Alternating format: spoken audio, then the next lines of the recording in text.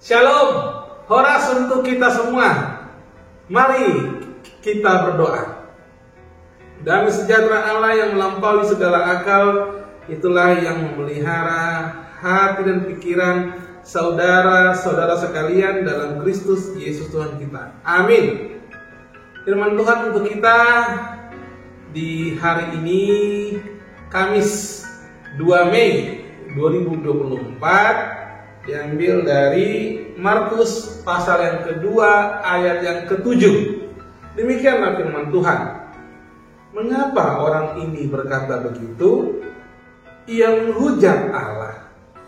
Siapa yang dapat mengampuni dosa selain daripada Allah sendiri? Demikianlah firman Tuhan. Bapak Ibu remaja Nakoso Gunung dan juga adik-adikku yang terkasih dalam Yesus Kristus, saya mengambil tema firman hari ini adalah kuasa Yesus yang menghapus dosa.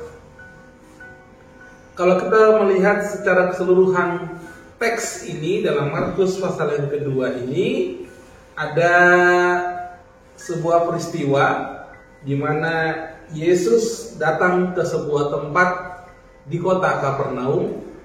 Dan ketika itu banyak orang sedang mendengar firman Tuhan, dan bahkan dikatakan rumah itu sampai penuh.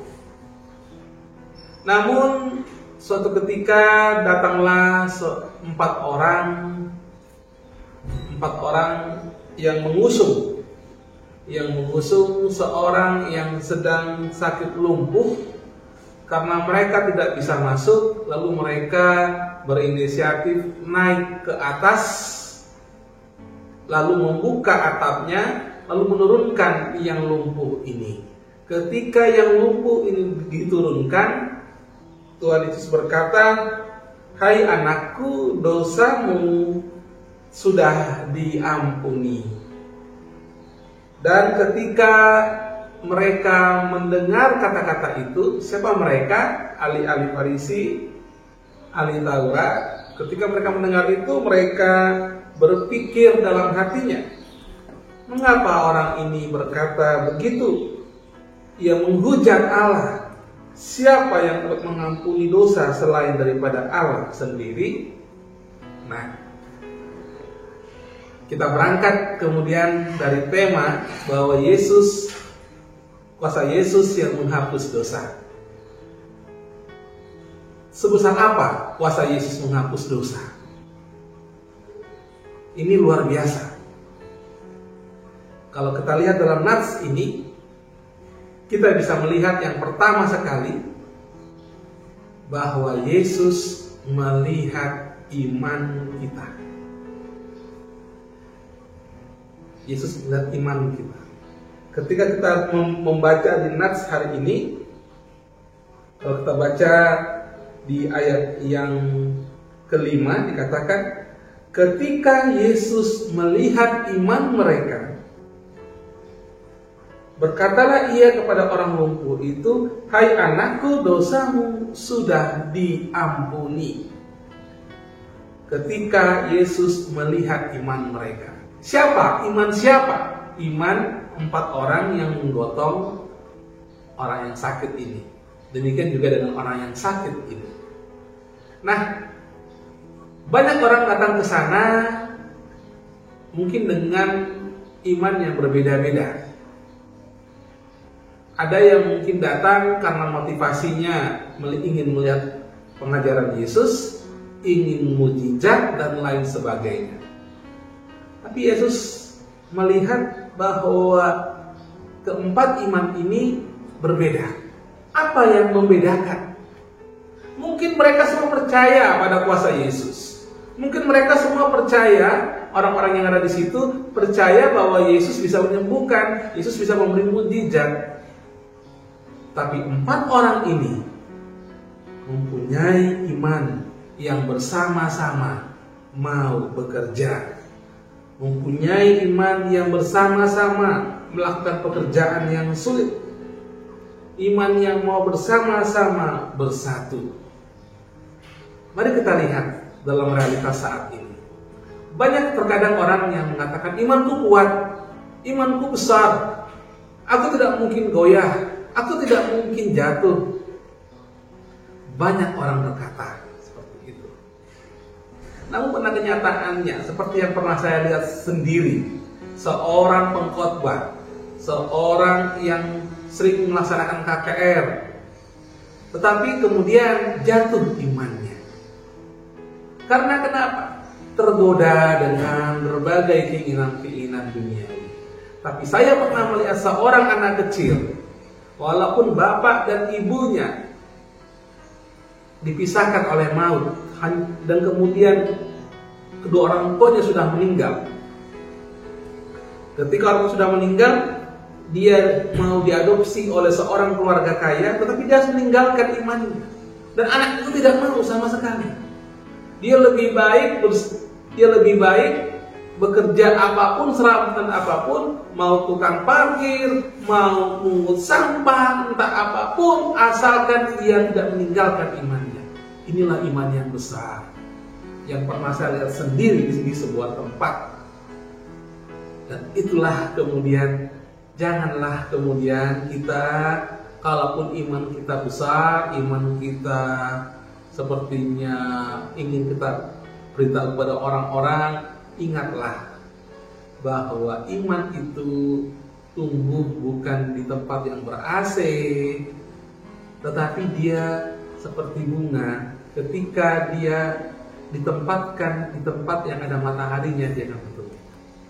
Sana ada tantangan, iman terbentuk. Oleh karena itulah Yesus melihat iman kita. Makanya dia juga mengatakan bahwa imanmu yang menyelamatkanmu.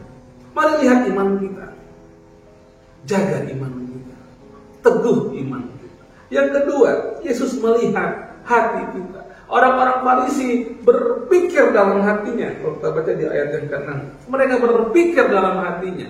Artinya mereka masih berpikir dalam hatinya. Yesus sudah tahu. Bayangkan hal-hal yang tersembunyi, iman, hati, dia tahu. Bukankah dalam perjanjian lama dikatakan manusia melihat rupa, Tuhan melihat hati? Kalau Yesus bisa melihat hati, bukankah dia sama dengan Tuhan? Bukankah dia sendiri juga adalah Tuhan? Dia melihat hati kita. Itulah mengapa dikatakan dalam ayat yang ke-10, tetapi supaya kamu tahu bahwa di dunia ini anak manusia berkuasa mengampuni dosa.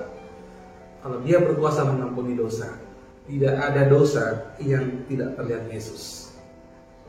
Yesus melihat dosa kita sekecil apapun. Yesus melihat kecurangan apa dalam hidup kita. Oleh karena itu, dalam memulai hari, marilah kita meminta kepada Tuhan Yesus supaya dia yang menghapus dosa kita. Tuhan, ini dosaku, ampunilah aku. Dalam 1 Yohanes 1 ayat 9 dikatakan di sana, jika kita mengaku dosa kita, maka ia adalah setia dan adil, sehingga ia akan mengampuni segala dosa kita dan menyucikan kita dari segala kejahatan. Mari akui dia hadapan Tuhan, dan dia tidak akan memandang hina hati yang remuk. Dia tidak akan memandang hina hati yang hancur. Dia akan melihat kesungguhan hati kita. Dia melihat iman kita. Dia melihat hati kita. Sesungguh apa kita mau mengakui dosa dan meminta penghapusan dosa. Karena dalam darahnya lah dosa kita dihapuskan. Selamat mengakui dosa dan selamat untuk meminta pengampunan dosa hanya dalam nama Tuhan Yesus. Amin.